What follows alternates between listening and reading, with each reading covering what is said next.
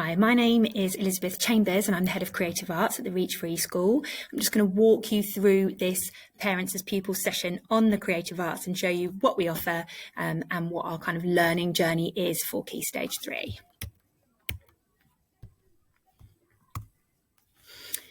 So to start us off, here is a picture by Kandinsky. I'm just wondering, if you look at that image, could you use that image as a starting point to create a drawing? Could you use it as a starting point to create a dance or maybe a dramatic scene? So this might be something that we ask the students to do to give them a stimulus and see if they can respond to it in different creative ways.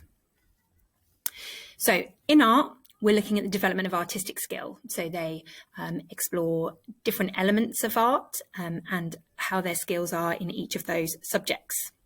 They explore different artists, so they might be looking at Klee, they might be looking at David Hockney, so loads of different artists they might be looking at, and then they experiment with different subjects and with different forms, and they create their own portfolio.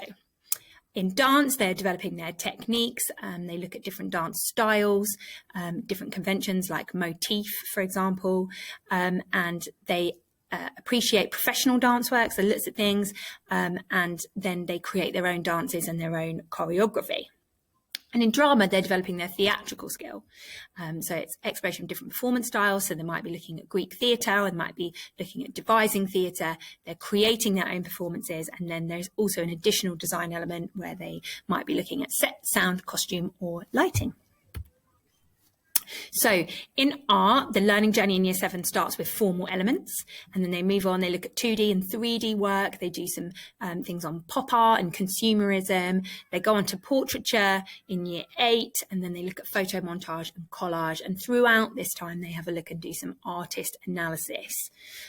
Dance at the moment is only offered in Year 7. Currently they start with secret agents, kind of sneaky way to get them doing some dance movements. Then they go on to look at different types of dance in world dance, such as capoeira and other dance styles. And then they finish off by studying Zoo Nation, who are a professional dance company. In drama, they start off in Year 7 looking at Greek theatre, the kind of foundation of all theatre really, gives them a nice solid base. And then they move on to do Darkwood Manor, which is a devised piece all about atmosphere. It's meant to be a haunted house.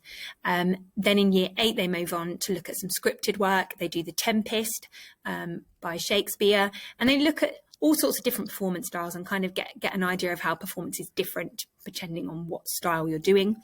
And then they finish off with some theatre and education, something where they use theatre to teach other people. In the creative arts, we are looking at developing these core skills. It's really about creativity and collaboration, kind of in the performing arts, and for art it's really about creativity and individuality and how you can express yourself through your artwork. There is a great deal of tie over with other subjects, so memory recall and self-reflection, and really thinking about analysing and evaluating your work and other people's work, which can really benefit other subjects outside of the creative arts. And when we're assessing the students, the assessment objective is quite similar across the 4. So how they respond to a stimulus or how they respond to an artist, how they create dance drama or how they experiment with different materials in art.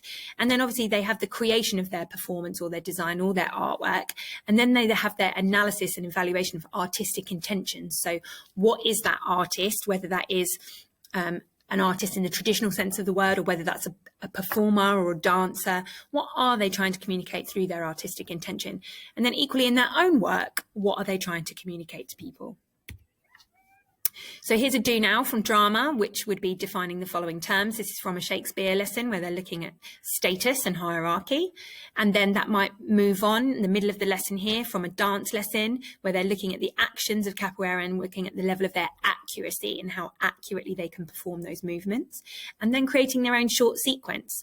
And then we've got a piece here from art where they've built from that do now into that middle task where they're kind of experimenting and learning the skills into creating their final piece. And I think you'll agree with me that this is absolutely beautiful. So how can you help at home?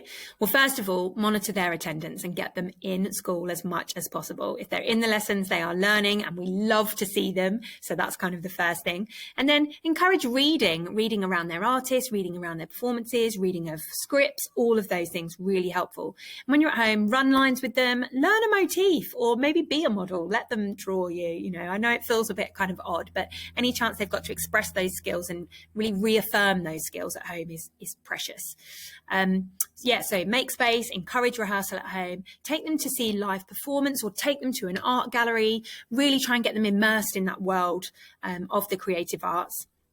And then obviously you can support them by coming to events, and you can help them by researching examples of artists or performance styles or any of those things. There's lots of things that you can do to support them at home.